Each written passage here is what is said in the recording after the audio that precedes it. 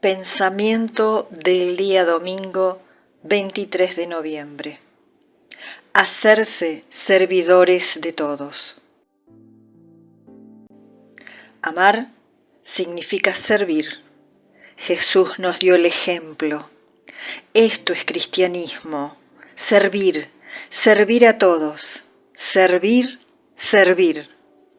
Tratar de alcanzar el primado evangélico, sin duda, pero poniéndonos al servicio de todos. Al servicio. He aquí una idea que puede revolucionar el mundo. El cristianismo no es broma. El cristianismo es algo serio. No es un poco de barniz, un poco de compasión, un poco de amor, un poco de limosna. El cristianismo es exigente, es plenitud de vida. Chiara Lubich.